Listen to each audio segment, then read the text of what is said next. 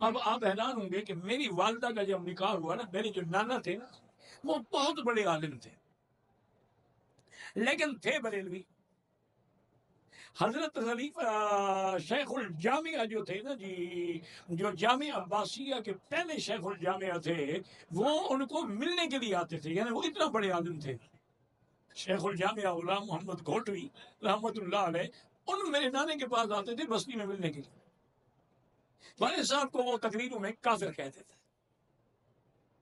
ایک دن والد صاحب پڑھا رہے تھے، اس وقت چھوٹی سی مسجد ہوتی تھی اور ایک شیشم کا درخت ہوتا تھا، اس کے نیچے بیٹھ کے والد صاحب درس دیتے تھے۔ طلباء ماشاءاللہ بہت ہوتے تھے لیکن جگہ نہیں ہوتی۔ دیکھا کہ مولانا آ رہے ہیں تو والد صاحب حیران ہو گئے کہ کیسے جلدی جلدی طلباء کو حکم دیا بھی حضرت کو گھوڑی سے اتارے، گھوڑی بھی پکڑے، گھوڑی کو باندھا اور حضرت کو آ کے بٹھایا۔ جیسا بھی کمرہ تھا، جیسی چار، وہ تو بڑے آدمی تھے نا، نانا میرے جو تھے نا وہ اس زمانے میں بھی لاکھوں بنے۔ تو حضرت والد صاحب نے عرض کیا کہ حضرت آپ کیسے تشریف لائے؟ فرمایا بھائی میری لڑکی بالغ ہو گئی ہے اور میں تمہیں رشتہ دینا چاہتا ہوں۔ میں نے کہا حضرت کافر سے رشتہ ہو جاتا ہے؟ شرم نہیں آتی؟ میں تیرے در پہ چل کے آیا ہوں اور تم آگے تجھے باتیں سناتے ہو؟ تقریر میں آدمی کہہ دیتا ہے ایسے۔ تو یہ لوگ تھے کہ بس بالغ ہو گئی، میں ایک رات بھی اب اس کو گھر میں رکھنے کے لیے تیار نہیں، فوراً نکاح کرو اور اپنی بیوی کو لے آؤ۔ حضرت میں کہاں لے آؤں، میرے پاس جگہ ہی نہیں ہے۔ فرمایا بس ایک کمرہ اسی طلباء سے خالی کروا دو۔ یہ جب ایسی باتیں ہوتی تھیں رشتے میں دو ہو سکتے ہیں۔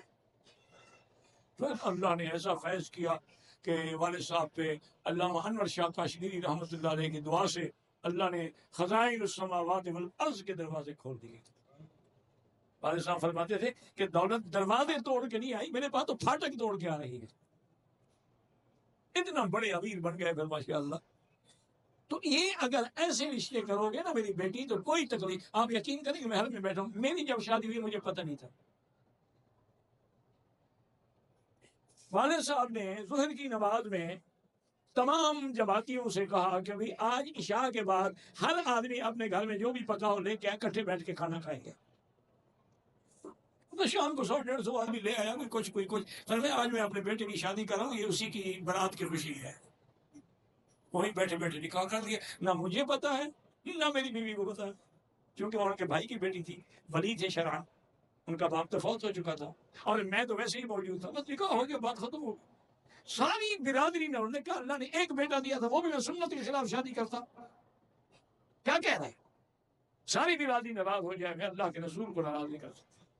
بس سنت ہے، نکاح ہو گیا، جیسے حضرت بی بی زینب کے بارے میں، اور میں بھی گھر سے کھانا لے آؤں وہی کھلا دیا، فرمایا بابا یہی ولیمہ، تو میں نے آج جو سنت میں عمل کر دیا ہے اور مجھے کیا چاہیے۔ تو اگر یہ فیصلہ کر لو نا جی، انشاءاللہ کوئی لڑکی کوئی لڑکا جو ہے نا بغیر نکاح کے نہیں رہے گا۔ اور اس دور میں یہ ضروری ہے کہ جب لڑکی لڑکا بالغ ہو شادی کر لو تاکہ وہ گناہوں سے بچ جائے، کیونکہ اب پورے دنیا کے اندر شیطان ناچ رہا ہے اور موبائل کے ذریعے اسے تمہارے ہاتھ میں شیطان پکڑا دیا ہے۔